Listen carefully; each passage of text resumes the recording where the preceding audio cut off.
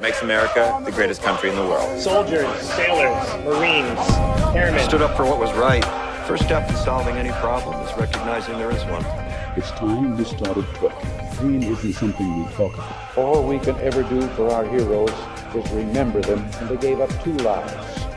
The one they were living in, and the one they would have lived. They gave up everything for our country, for us. Let's pray for freedom and justice. Only be a war if soldiers are willing to fight. Less than 1% of Americans serving in uniform. Some veterans not getting the timely care that they need. The good news is that in recent years we've made historic investments to boost the VA budget. What is it? Why should we care? We should care about press freedom because we were informed. In democratic societies, free, diverse, and pluralist media enable public debates and are essential checks You don't on look power. sad. Let's discuss. Hey guys, What's up? welcome to Vet Podcast, new episodes. If it's your first time listening, then thanks for coming. And today we are talking about peripheral nerves of the lower back and legs, and maybe you have sciatic nerve issues, so we're gonna cover it today as well. Yeah. So, and before we start, there is a we want to share something that's been on the news recently. So VA creates an Office of Accountability and Whistleblower Protection. On April 27, 2017, new President Trump signed an executive order to improve accountability at the VA and protect whistleblowers. And this order gives the VA 45 days to create an Office of Accountability and Whistleblowers Protection. So a special assistant will be the executive director of the new office and will report directly to the VA secretary. So what does it mean? And the duties of the office of this office include helping the secretary use all available resources to either discipline or fire employers who fail to adequately care for the needs of the veterans. So handling veterans' complaints or wrongdoing quickly and efficiently will be a primary goal of this office. So it's one of resources to complain, but if you don't have a reason to complain, don't go there. Yeah, don't pick on those guys if they're... Yeah, because they're doing an amazing job, and I think VA is a great organization, and of course, as any big organization has its own issues. Yeah. So today's topic. The peripheral nerves of the lower back and legs is one of the most common claims made by veterans for service-connected disability. That's because the back injury is so common during your military service for vast majority of people. Peripheral nerves are the nerves that travel from the spinal cord to the rest of the body. The peripheral nerves that are in the lower back travel into the legs and feet. The VA disability claims involving the nerves in the lower back and the legs can be complex due to the fact that their larger nerves split off into smaller nerves and they're going down the leg. Yep. So that covers our topic today. So now we're gonna go into details. Yeah. The nervous system is divided over multiple pages. The peripheral nerves of the upper back and arms, the peripheral nerves of the lower back and legs, the cranial nerves, and traumatic brain injury. The nervous system connects the brain to the rest of the body. Impulses travel up to the nerves and spinal cord to the brain, and the brain then turns these impulses into ideas like pain, heat, things like that. Similarly, the brain can send signals through the nerves to various parts of the body, telling it to raise the arm, point the toes, open and close the lungs to breathe, and all that good stuff. The nervous system is divided into two parts, the central nervous system and the peripheral nervous system. The central nervous system consists of the brain, the spinal cord, and the cranial nerves. The peripheral nervous system is made up of all the nerves that travel from the spinal cord to the rest of the body. The majority of these nerve system conditions are related on the symptoms they create. These symptoms could include mental illness, hallucinations, and the like, trouble speaking, hearing, seeing, the inability to properly move the body, tremors, and more. For the VA, every symptom will be rateable, but for the DoD, since they only rate conditions that make a service member unfit for duty, they will only rate these symptoms that also make them unfit. Not every symptom a nerve condition causes will always be rateable for the DoD disability. If each symptom is not unfitting by itself, but the overall condition is, then only the worst symptom can be rated. So some of those symptoms, while you're still in the service, you might have difficulties to argue. So even though it's always better to claim, checking VA CFR and VA regulations, you might be better off when you get out and claiming all those things in the first year of discharge. So the nerve rating system. This rating system is used for rating both the cranial nerves and the peripheral nerves, the nerves of the upper back and lower back. There are a few basic rules principles to follow when rating the cranial or peripheral nerves. First, all nerve conditions are rated based on the loss of function of the affected body part. There are 3 different categories a nerve condition can be rated under: paralysis, neuritis, and neuralgia, something close to that. The condition must satisfy certain terms to be rated under one of these categories. These terms are discussed below. Once it's determined which of the 3 categories the nerve condition falls under, it can be rated either under the category or under limited motion, whichever gives the higher rating. It is important to note that if the nerve condition is causing the limited motion, then only one rating can be given, either under a nerve code or under limited motion. If, however, the limited motion is not caused by the nerve condition, then it can be rated as an additional condition. Second, when deciding which of the 3 categories a condition fits in, it is important to keep in mind that the actual loss of function of the body part is the main defining criteria. In other words, if the nerve leading to a muscle in the shoulder is completely paralyzed, it is not necessarily rated as a completely paralyzed. If the shoulder can no longer move the arm or function at all, then it can be rated as completely paralyzed. In most cases, however, the muscles in the shoulder and arm that are not affected by the paralyzed nerve will often compensate for the loss of function, and moving the arm will still be possible.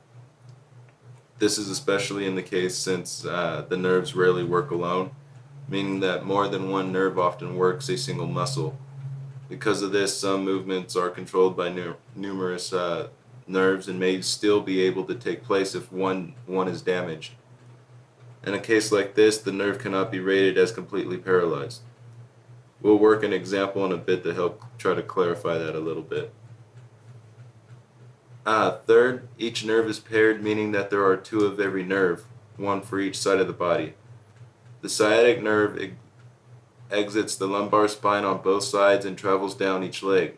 The bilateral factor discussed in detail on the VA math page is an extra percentage given to ratings if both sides of the body are affected. For example, if the back problem that causes problems with both of the sciatic nerves, then the additional bilateral factor will be added since both legs are affected. Same thing for hands, elbows, arms, knees, hips, things like that. If both sides are affected, both are each rated separately, then given the additional bilateral factor. Fourth, each nerve has 3 different possible codes under which it could be rated. Paralysis of the nerve itself, not the affected body part, cannot function at all. This can be complete paralysis or partial paralysis. Neuritis of the nerve is still functions but is swollen, irritated, and very painful. All cases of this will have at least one of the following: a decreased ability to sense, muscle atrophy, or loss of reflexes. Neuralgia of the nerve. Neuralgia? Yeah, that's close. The nerve causes occasional or constant pain. There can also be tingling, numbness, etc. But for a condition to qualify for the next highest category, it must satisfy all of the criteria. For example, a condition with severe pain but no other symptoms would still have to be considered neuralgia, since the other symptoms like muscle atrophy that are required to call condition neuritis isn't present. Fifth, each of these codes is rated based on a degree of severity. So paralysis, if it's complete, this is defined for each nerve a little differently, but basically it means that the nerve is completely paralyzed and the body part cannot function at all, as if that part has been amputated, basically. Incomplete, severe, if the nerve is not completely paralyzed and there are symptoms like poor blood circulation and muscle atrophy that seriously limits the body part ability to function, then it is rated as severe. The condition must be very severe to be rated here. Incomplete, moderate, if the nerve is not completely paralyzed and there is tingling, numbness, moderate pain, or other symptoms that definitely and significantly interfere with that ability of the body part to full function, it is rated as moderate. And incomplete, mild, if the nerve is not completely paralyzed and there is only tingling or mild pain in the affected body part, it is rated as mild. There could also be slight to very mild limitations in the movement of the body part, but these limitations would not really affect the overall functioning. Neuritis, severe if there are all three of the main symptoms: loss of reflexes, muscle atrophy, and loss of sensation, and they are seriously limiting the body part's ability to function, then it is rated as severe. The condition must be very severe to be rated here. Moderate, if there are one or more of the main symptoms that definitely and significantly interfere with the ability of the body part to fully function, it is rated as moderate. Mild, if there are one or more of the main symptoms, but they are mild and do not interfere significantly with the ability of the body part to function, it is rated as mild. And neuralgia, moderate if there is tingling, numbness, moderate to severe pain, or other symptoms that definitely and significantly interfere with the ability of the use of the body part to function fully, it is rated as moderate. Mild, if there is only tingling or mild pain in the affected body part, it is rated as mild. There could also be slight or very mild limitations in the movement of the body part, but these limitations would not really affect the overall functioning. That's basically the entire nervous rating system. Each nerve has its own percentage for the various degrees of severity. They'll be addressed in the discussion of each cranial and peripheral nerve. So let's take an example so it would be a little bit more clear. So a service member has damage to the sciatic nerve in his right leg. The leg can move forward from the hip, but only to 20%. There is a constant mild pain and tingling down his leg and into his foot. Tests show that the sciatic nerve is completely paralyzed and unable to function at all.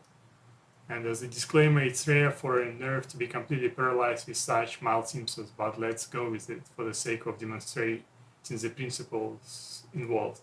So, how is his condition rated? First, we need to determine in which of the three categories of the condition fits: paralysis, neuritis, or neuralgia. The test says that the nerve is paralyzed, so that's one's easy. Next, we need to determine the severity of the paralysis. We know that it cannot be rated as completely paralyzed, even though the nerve is completely paralyzed, since the leg can still move. So the nerve says the leg is paralyzed, but the leg moves. This means that the other nerves that affect the same muscles as the sciatic nerves are compensating for the damage. The definition of the severe for paralysis requires severe symptoms like muscle atrophy, which are clearly not seen in this case. Similarly, the definition of mild paralysis is too mild for this case, since the range of motion is fairly limited. So the best category for our condition would be moderate paralysis. The nerve is not completely paralyzed, and there is tingling, numbness, moderate pain, or other symptoms that definitely and significantly interfere with the ability of the body part to fully function. So now that we have determined the severity of paralysis, we can find the proper rating under the sciatic nerve section. So the code for this section is 85/20, and the rating under moderate paralysis is 20%. So all right, we know that nerve rating for this condition is under code 85/20 is 20%. Now we need to determine what his condition would rate for limited motion of the hip. Underneath each of the rating for the individual nerves is a section that gives the codes for of the various limited motions for that nerve. So we know that the hip cannot bend forward, flexion, more than 20%. So the nerve 52 would be the correct code. Under that code, if the hip cannot move the leg forward more than 20%, it's rated to 30%. So since 30% under limited motion is more than 20% given under the nerve code, this condition would be rated on limited motion. And the final code would look like 85/20/25 or -52/52. The first 4-digit code defines the condition as a paralyzed sciatic nerve, and the second 4-digit code tells us that the condition was rated under limited motion of the hip. And that's it. Just remember to figure out which nerve category and severity the condition best fits, and then find the rating for limited motion. Choose the highest rating. This is a little bit maybe a little bit complicated an example, but it shows you, how specific you have to be in order to rate this or that condition that you have. Because let's say you can still walk, so your leg functions, but you have some uncomfortable feeling inside, and you don't know if it's sciatic nerve. Sometimes it shoots down the knee, sometimes it shoots down to your feet. But you can still function, and you're still okay. I'm still fine. I'm still walking. But unless you get into the condition and into examination, and especially with the new VA requirements that you need to get MRI or specific scans, you would never know what's going on. And if you never tell anybody, if you don't claim it, so you just got to leave it. No, that's a good example. Mm-hmm. So moving forward. The peripheral nerves of the lower back and legs. Peripheral nerves travel from the spinal cord to the rest of the body. Nerves from the upper back and neck travel to the shoulders and arms. The nerves in the lower back travel to the legs and feet. So here's a list of the nerves in the lower back that can be rated. The sciatic nerve, the tibial nerve, the posterior tibial nerve, the common preonial nerve, the deep preonal nerve, the superficial preonal nerve, the elonginal nerve, the Yeah, these are a little hard. So here's a list of the nerves in the lower back that can be rated. Sciatic nerve, tibial nerve, the posterior tibial nerve, the common peroneal nerve, the deep peroneal nerve, the superficial peroneal nerve, the elonginal nerve, the obturator nerve, the femoral nerve, the internal saphenous nerve, the lateral femoral cutaneous nerve. That's pretty good. Yeah, I may misspell it.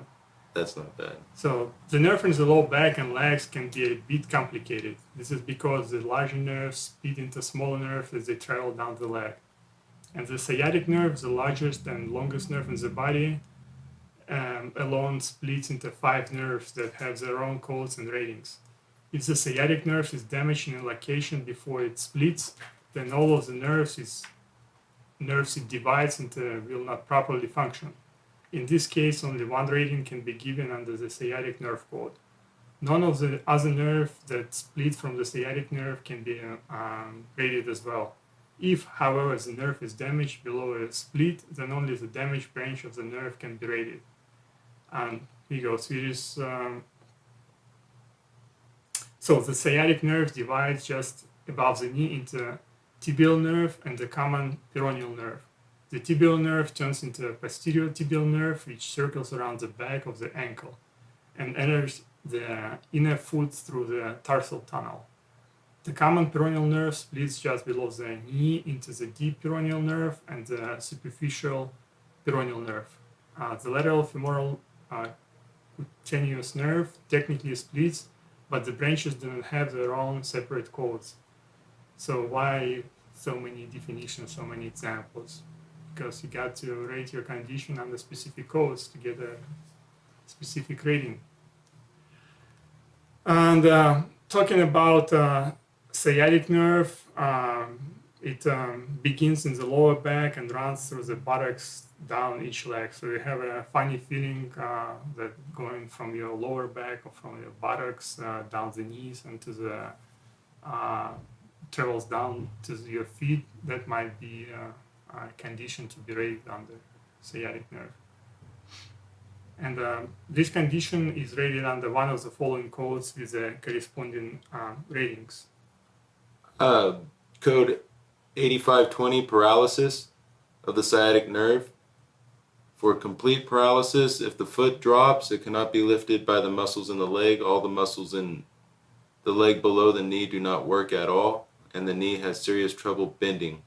Bending the knee doesn't have to be impossible to rate as complete paralysis of the sciatic nerve. It just has to be limited, and it'll be rated at 80% for incomplete and severe. Paralysis is rated at 60% for incomplete and moderately severe. Paralysis is rated at 40% for incomplete and moderate, 20% for incomplete and mild, and 10% for something that's just mild. But as Joel just says, 10 is always good. Yeah. Neuritis of the sciatic nerve, if the condition causes severe symptoms, it is rated at 60%. If they're moderately severe, it is rated at 40. And if it's just moderate, the symptoms are rated at 20, and mild symptoms are rated at 10. Neuralgia of the neuralgia of the Starts once again. What is it? Sciatic. Sciatic. Oh, that just lost me right now. Neuralgia of the sciatic nerve. Starts from this one, code 87. Oh, my bad. Yeah. Womp womp. Code 8720. Neuralgia of the sciatic nerve cannot be rated higher than moderate even if it's considered severe. If the condition is moderate, it is rated at 20, and if it's mild, it's rated at 10. So make sure to check to see if a higher rating can be given under limited motion of the hip, code 5251 and 5253, limited motion of the knee under code 5260, or limited motion of the ankle, code 5271. If the condition is best rated as limitation of motion, then the final code will look something like this: 8620-5251. The first four-digit number is whatever of the three nerve codes the condition best fits under, and the second is the limited motion code where it is rated. So for DBQs for peripheral nerve conditions, here's a list of the disability benefit questionnaires, the DBQs used for peripheral nerve conditions, the peripheral nerve DBQ, and diabetic